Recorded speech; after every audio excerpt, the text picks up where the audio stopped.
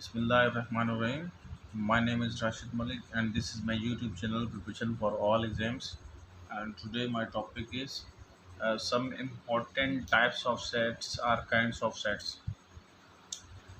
Uh, आज हम जो है इंट्रोडक्शन के बाद सेट के इंट्रोडक्शन के बाद ये मेरी दूसरी वीडियो है। इसके अंदर कुछ इम्पोर्टेंट सेट्स के बारे में पढ़ लेते हैं। जैसे कि नंबर 1 पे जो है मैंने लिखा है कि फाइनाइट सेट्स। अब ये फाइनाइट सेट नाम से ही पता चल रहा है कि वो सेट्स जिसके अंदर लिमिटेड नंबर ऑफ एलिमेंट्स हों। लेट्स सपोज मैं यहाँ पे लिखता हूँ a is equal to 1 2। Yes, हमें पता है कि इसके अंदर दो एलिमेंट हैं। और अगर मैं यहाँ पे लिखता हूँ b is equal to a comma b comma c comma d, yes ये ख़त्म। इट मीन्स ये भी लिमिटेड है, इसके अंदर 4 एलिमेंट्स हैं। लेट्स सपोज यहाँ पे मैं और कुछ लिख लेता हूँ। यहाँ पे c is equal to geometrical figures में बना लेता हूँ ट्राइंगल की। ये जो है for example right angle triangle है, ये स्केलिन ट्राइंगल है, और इसके अलावा मैं एक इक्विलेटरल ट्राइंगल भी बना लेता हूँ। ये 3 किस्म की ट्राइंगल्स हैं लेकिन मुख्तलिफ हैं। तो ये भी सेट है, हमें पता है कि 3 किस्म के इसके अंदर फिगर्स हैं। इनफाइनाइट सेट्स जो है ये नाम से पता चल रहा है कि जिसके अंदर अनलिमिटेड नंबर ऑफ एलिमेंट्स हों। लेट्स सपोज यहाँ पे मैं ए लिखता हूँ 1 कामा 2 कामा 3 डैश डैश डैश। ये डैश डैश शो कर रहा है कि सेट चल रहा है, इसके अंदर जो है एलिमेंट्स जो हैं वो हमें काउंट नहीं कर सकते। मिसाल के तौर पर इसके अलावा और कोई सेट बना लेते हैं। यहाँ पे मैं लिखता हूँ कि 11 12 13 14 डैश डैश डैश, ये भी हमारा चल रहा है। अच्छा, इसके अलावा एक और सेट होता है प्राइम नंबर्स। प्राइम नंबर्स वो होते हैं जिनके ऊपर अपने आप का टेबल लगता हो और सिर्फ 1 का टेबल लगता हो, उसको प्राइम नंबर्स कहते हैं। वो नंबर्स कौन से होते हैं? 2 3 5 7 11, और उसके अलावा 13 एंड 17 19 डैश डैश डैश। ये इस तरह चलते जाएंगे। ये डैश डैश का मतलब ये है कि ये ख़त्म ना होने वाले, ये चल रहे हैं। तो इस किस्म के सेट्स को कहा जाता है इनफाइनाइट सेट्स। अब एम्प्टी वाइड और नल सेट उसको कहा जाता है जिसके अंदर कोई एलिमेंट ही ना हो। अब ये बहुत इम्पोर्टेंट है, ये हमें इसके अंदर एमसीक्यूज़ में बिल्कुल आसान चीज़ें भी हम कभी कभी गलत कर जाते हैं, क्योंकि हमने पता है कि नल सेट को जो है ना शो किससे किया जाता है। या हम इसको इस तरह खाली ब्रैकेट को छोड़ सकते हैं, या हम इस तरह गोल दे के उसको क्रॉस दे सकते हैं। ये 2 मेथड हैं नल सेट को ज़ाहिर करने के। कभी कभार इस तरह भी आ जाता है, लोग कहते हैं कि ये भी नल सेट है। ये नल सेट नहीं है, ये नल सेट नहीं है। नल सेट को ये शो कर रहा है, ये शो कर रहा है, ये नल सेट नहीं है।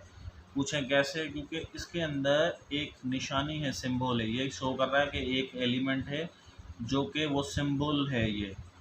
तो ये नल सेट को शो नहीं कर रहा। नल सेट को सिर्फ और सिर्फ या खाली ब्रैकेट शो कर सकती हैं, या जो है सर्कल के ऊपर ये क्रॉस लगा दें, ये शो करता है।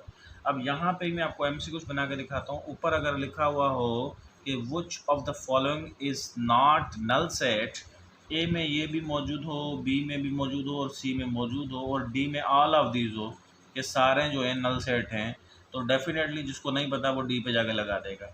जबकि ये भी नल सेट है, ये भी नल सेट है, और मैंने पूछा कि कौन सा नीचे दिए गए में से कौन सा नल सेट नहीं है, तो ये वो वाला जो है हमने टिक करना है। ये शो कर रहा है कि ये नल सेट नहीं है, इसके अंदर एक एलिमेंट मौजूद है जो कि ये वाली सिंबल है। तो ये है null and void set. Basically ये वो वाला सेट है जिसके अंदर कोई एलिमेंट ही नहीं होता, इसको हम कहते हैं नल सेट।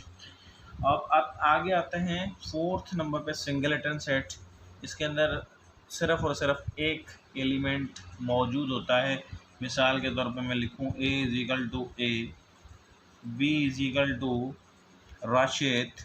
अब ये वर्ड है, अब परेशान मत होइएगा कि आप समझेंगे इसके अंदर 1 2 3 4 5 6 अल्फ़ाबेट्स नहीं है। ये वर्ड है और ओनली 1 वर्ड है। या इसके अलावा मैं कोई और यहाँ पे बना लेता हूँ 10। अब ये एक एलिमेंट है। या इसके अलावा मैं एक और इंटरेस्टिंग आपको मैं बना के दिखाता हूँ। मिसाल के तौर पे 6 1, तो ये आप सोच रहे होंगे कि ये जो है इसके अंदर तो दो सर ने लिख दिए हैं, ये दो एलिमेंट नहीं है, ये एक ही एलिमेंट है 61। इसके अंदर अगर कॉमा दे दूंगा तो फिर ये दो हो जाएंगे। अब ये एक ही एलिमेंट है 61, देन ये भी सिंगलेटन है, ये भी सिंगलेटन है, ये भी सिंगलेटन है, ये भी सिंगलेटन है। तो इनको सिंगलेटन कहा जाता है जिसके अंदर एक एलिमेंट मौजूद होता है। नेक्स्ट पे आ जाते हैं इक्वल सेट्स। बहुत बेहतरीन जो है ये आगे आ रहे हैं। इक्वल एंड इक्वलेंट दोनों में थोड़ा सा फ़र्क है। इक्वल सेट उसे कहते हैं जब दो सेटों के सेम एलिमेंट्स हों। लेट सपोज मैंने यहाँ पे एक सेट लिया A is equal to 1 2 3 and दूसरा एक सेट लेता हूँ B, उसके अंदर लेता हूँ 3 2 1। आर्डर मैटर नहीं करता, ये 3 2 1 है, ये 1 2 3। आर्डर मैटर नहीं करता, लेकिन सेपरेट होने चाहिए, जुदा होने चाहिए, रिपीट एलिमेंट नहीं होने चाहिए। आर्डर किसी भी हो सकता है, उल्टा सीधा आर्डर पे आप लिख सकते हैं। अब आप यहाँ पे देखें, इसके अंदर भी 3 है एलिमेंट, इसके अंदर भी 3 है, यस। इसके अंदर भी वही है 1 2 3, इसके अंदर भी वही है 1 2 3। तो हम कह सकते हैं कि A जो है वो B के बराबर है। या आप दूसरा एग्जाम्पल देता हूँ, A is equal to A comma B and B is equal to B comma A। तो यहाँ पे देखें दो दो एलिमेंट है और वो ही सेम एलिमेंट है दूसरे में मौजूद है। तो हम यहाँ पे भी कह सकते हैं कि A जो है वो B के बराबर है। जबकि इसके साथ एक और सेट आता है इक्विवेलेंट। इक्विवेलेंट सेट वो होते हैं जब दो सेटों के दरमियान एक जितने नंबर ऑफ एलिमेंट्स होने चाहिए। मिसाल के तौर पे यहाँ पे मैंने लिखा A is equal to 1 2 and B is equal to A comma B।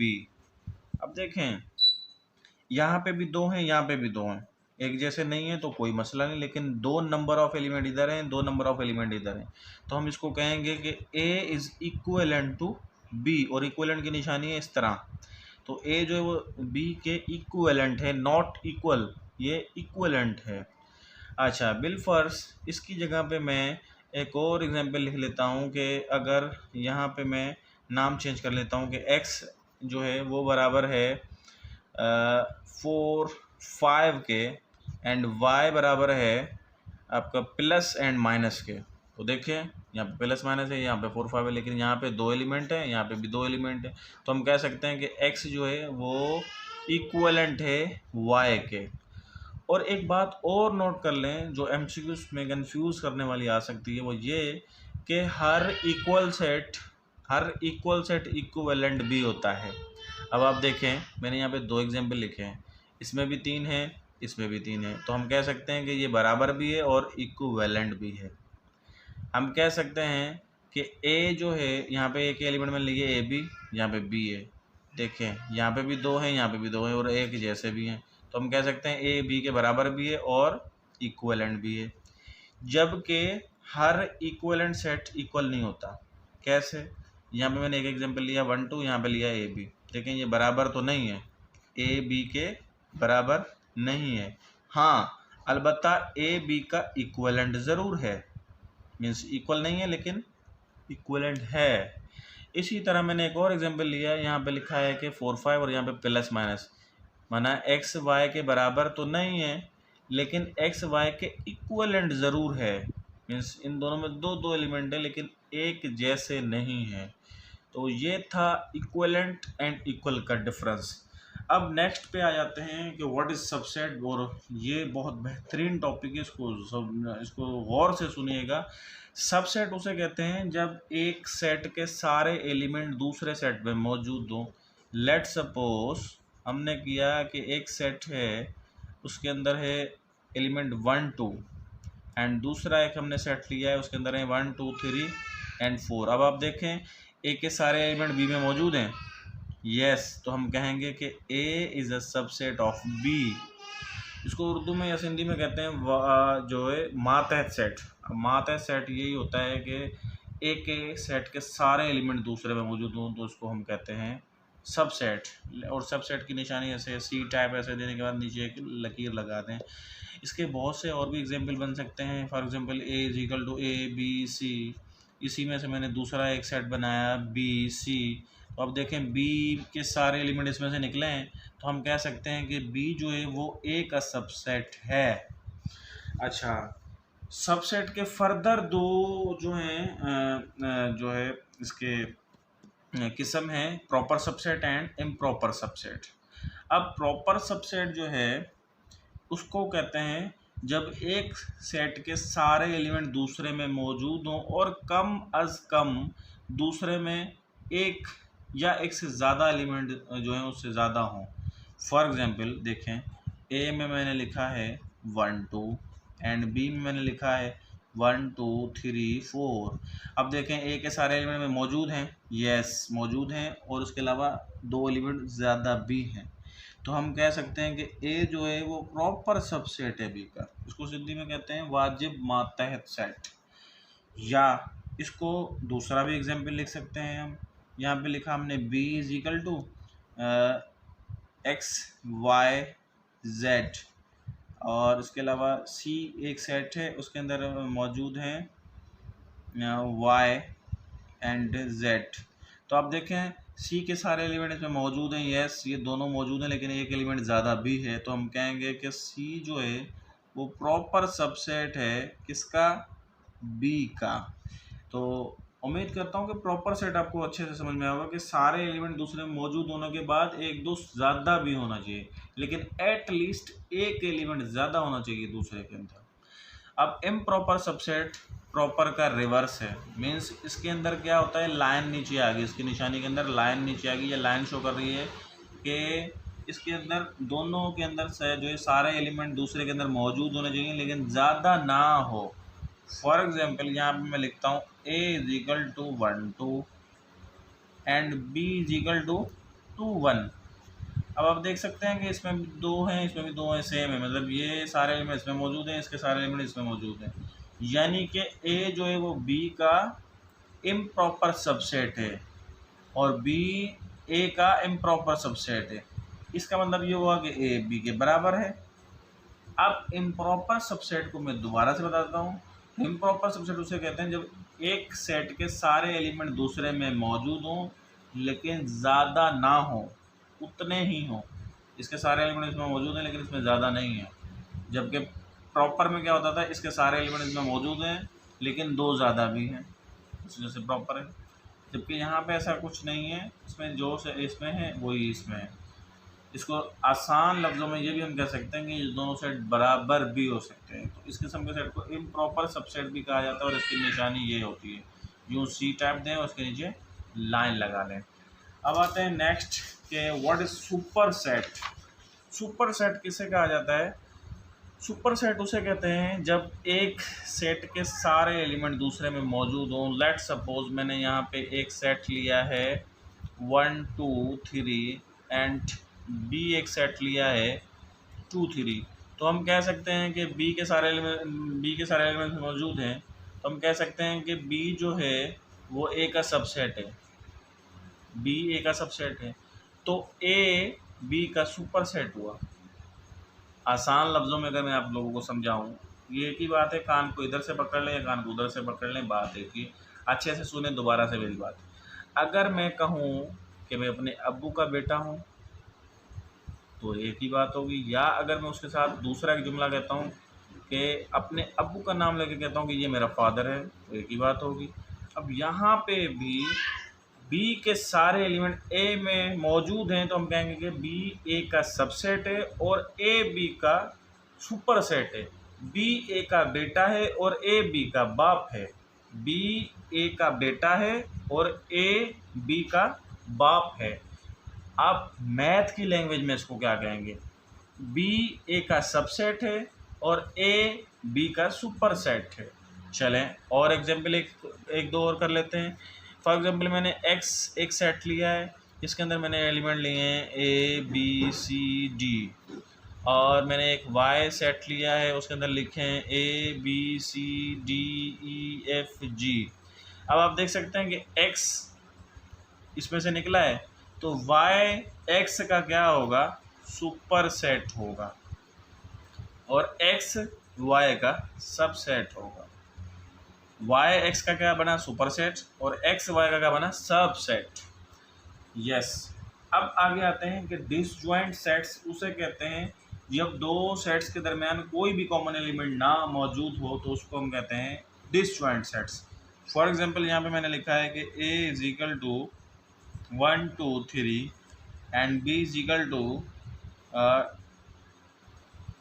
4 5 6।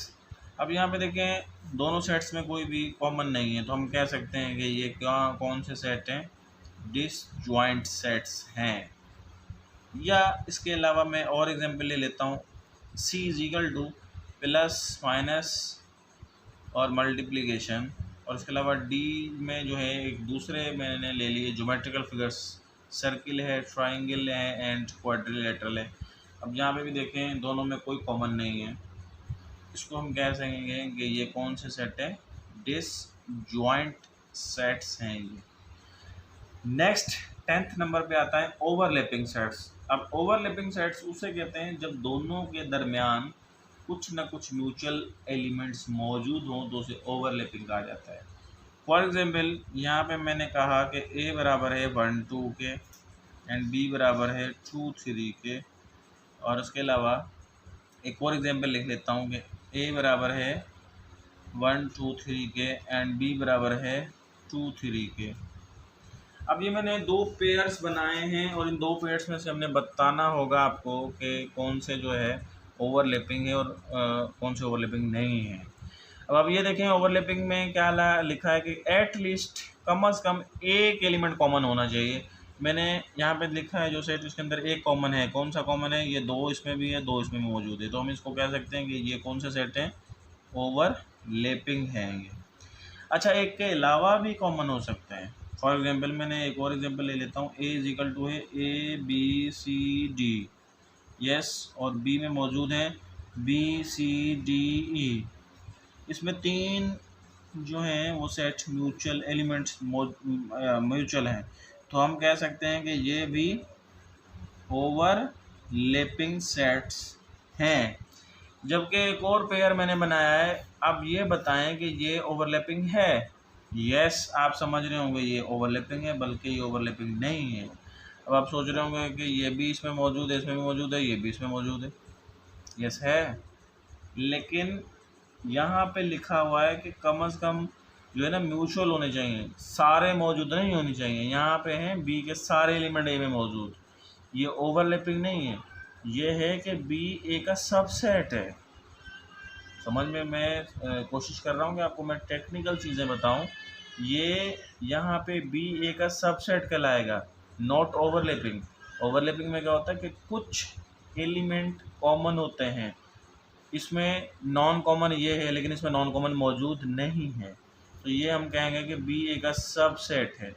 इसकी जगह पे मैं एक और एग्जांपल लिखता हूँ और वो दे के समझाता हूँ कि अगर ए में मौजूद हो 1 2 3 एंड बी में मौजूद हो 2 3 4। अब देखें कॉमन कॉमन कॉमन कॉमन, लेकिन इसमें एक नॉन कॉमन ये है, इसमें भी एक नॉन कॉमन ये है, तो हम इसको कहेंगे कि ये ओवरलैपिंग सेट्स हैं। जबकि अगर किसी सेट के सारे एलिमेंट दूसरे में मौजूद हों तो फिर वो उसका सब सेट कहलाता है, यानी कि सिंधी या उर्दू में उसको कहते हैं मातहत सेट्स।